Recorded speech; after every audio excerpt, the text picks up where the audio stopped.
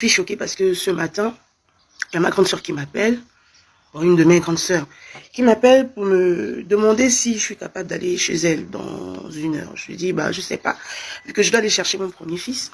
Et là, elle me dit qu'elle a découvert quelque chose dans le téléphone de sa fille, qui n'a que 12 ans.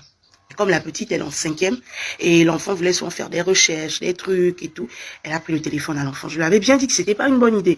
Que si l'enfant veut faire une recherche, l'enfant n'a qu'à prendre son téléphone, ou bien elle achète une tablette, elle sort la tablette que quand l'enfant doit faire la recherche et elle reste à côté. Bon, j'ai souligné ça la dernière fois. Vous vous rendez compte que cette petite, sa mère retrouve des photos d'elle nue. On ne sait pas pourquoi, la petite se filme nue sous la douche.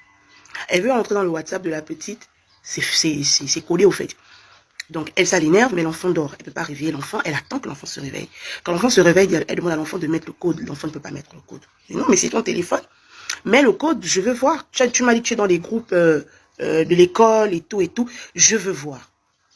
L'enfant ne veut pas mettre le code. La mère insiste, l'enfant ne veut pas mettre le code. Mais vous savez, les enfants ont souvent un oncle ou une tante qui les terrorise. Donc, elle appelle son frère et le frère menace la petite au téléphone que si je viens, je vais te mettre le piment en bas. Et la petite déverrouille le téléphone. Quand elle déverrouille son WhatsApp, bon, moi, j'aimerais pas être à sa place parce que franchement, moi, ma fille, je sais pas ce que je vais te faire. Hein.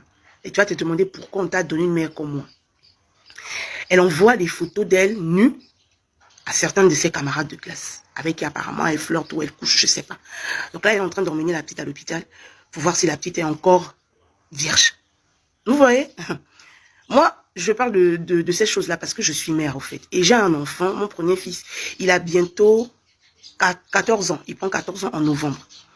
Donc, de la même manière dont aujourd'hui, on ne peut plus s'inquiéter rien que pour les filles, on s'inquiète aussi pour les garçons. Parce qu'il y a ces salauds maintenant, ces salauds de pédés, de gays.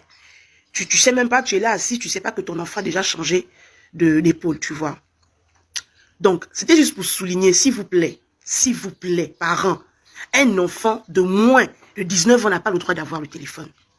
Pour moi, c'est mon avis.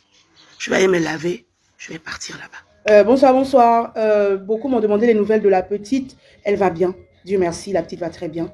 Et aux dernières nouvelles, d'après ce que sa mère m'a dit, elle va bien. Elle n'a pas perdu sa virginité. Je ne sais pas comment, mais bon, elle n'a pas perdu sa virginité. Mais la petite s'est confiée. Elle s'est confiée, elle a ouvert son cœur. Et à travers ça, elle a fait en sorte qu'on attrape une fille de la terminale, de son lycée. Je ne vais pas donner le nom du lycée pour éviter les problèmes. Apparemment, la fille, elle recrute des petites filles pour les placements. Moi, je pense qu'elle va se retrouver dans la merde en ce moment, jusqu'au cou. Mais bon, elle va très bien. Encore une fois, merci pour les commentaires, merci pour le soutien. Franchement, je ne m'attendais pas à voir autant de personnes me soutenir dans cette affaire-là. La petite va bien grâce à ses confessions. On a découvert qu'il y a aussi des gars de la 3e, apparemment qui couchent avec les enfants de la 6e. En tout cas, beaucoup de choses ont explosé au fait. Il y a beaucoup de choses qui sont en train de se passer. Et on rend grâce à Dieu. Encore une fois, ça est prudent.